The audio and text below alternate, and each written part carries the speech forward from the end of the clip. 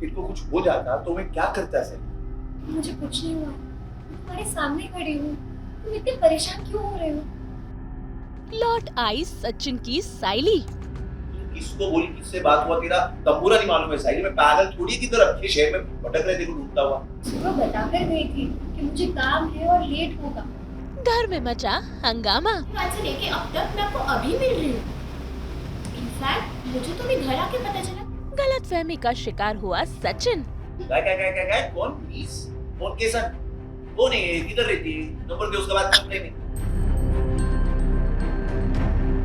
Star plus की serial उड़ने की आशा में भाई साइली और सचिन का झगड़ा होने के बाद घर में हंगामा शुरू हो गया, क्योंकि सचिन को ऐसा लग रहा था कि साइली घर छोड़कर चली गई है। तभी तो देखिए कैसे वो हैरान परेशान हो रहा था, लेकिन उसे क्या पता कि भाई साइली घर लौट आई है। और जैसे ही सचिन की नजर साइली पर पड़ती है, देखिए कैसे वो उसे देखकर चौंक जाता है। तू ऐसे मेरे को पूछ रही जैसे तू कहीं ना टहलने निकली थी और मैं ऐसे ही पागल जैसे तिल मिला रहा इधर उधर। तेरे को मालूम भी है, तेरे को मालूम भी है कितना भटका है मैं तेरे को ढूंढते हुए। साइली एक जगह नहीं छोड़ा मैं। तेरी वो साइली लोग है ना जिनके साथ तू फूल भी बेचती, उन सबके घर में गया है मैं, उन सबके दुकानों में गया है मैं, फूल फोड़ो को फूल लगा के। ढूंढ क्यों रहे थे? काय को नहीं ढूंढेगा? अब इतना लेट भी हो गए, कैसे मालूम रहेगा साइली तू किधर है?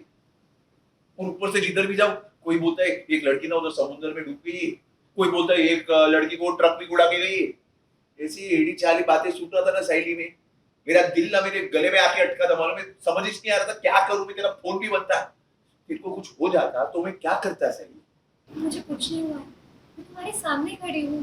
तुम इतने परेशान क्यों हो रहे हो? जब घर में तिल मिलाई थी तो ना तेरा वही मैसेज, तो तू किसको बोली, किससे बात हुआ तेरा? तब पूरा नहीं मालूम है साहिल, मैं पागल थोड़ी की तरह ये शहर में भटक रहे थे ढूंढता हुआ। आपकी कोई खबर ही नहीं थी।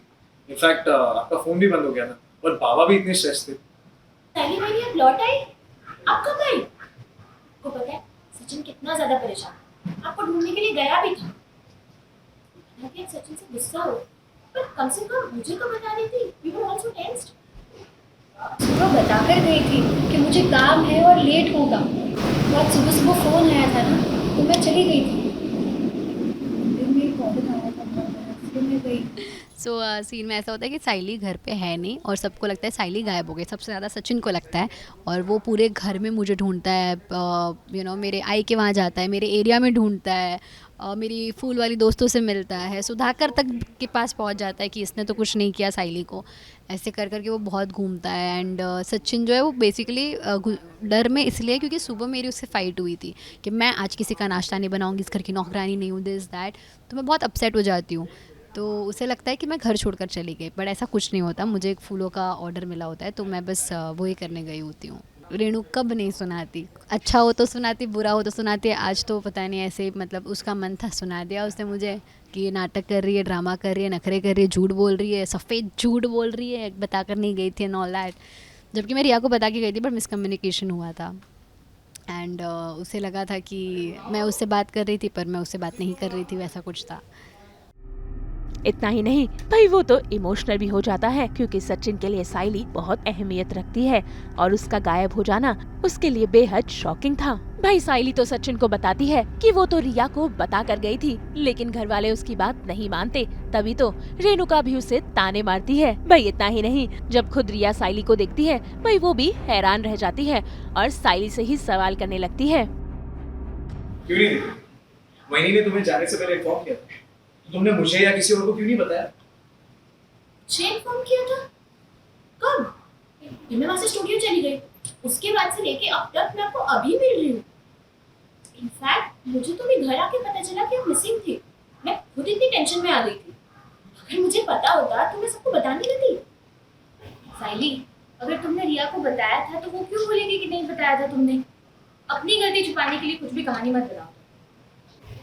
ओ, तो गलतफहमी हो गई, कोई नहीं, हो जाती है।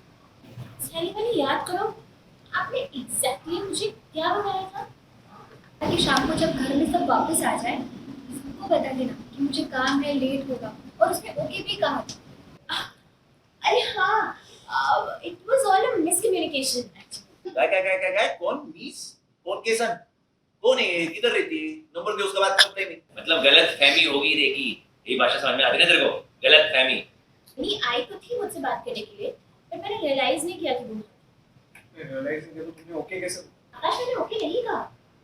एक्चुअली मैंने ईयरपॉड्स पहने हुए थे एंड मैं वो डबिंग इंजीनियरिंग से बात कर रही थी, तो एक्चुअली मैंने ओके उसे कहा था।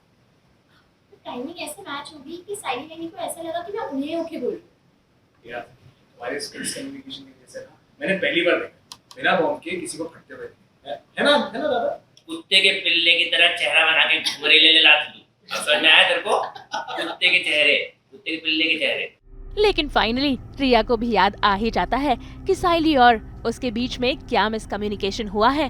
भाई ये सब मामला तो हेडफोन्स की वजह से बिगड़ा था, क्योंकि रिया ने हेडफोन्स लगाए थे और वो अपने ऑफिस में बात कर रही थी, लेकिन साइली को ऐसा लगता है कि भाई रिया उसे जवाब दे रही थी, जिसके चलते इतना बड़ा हंगामा खड़ा हो गया।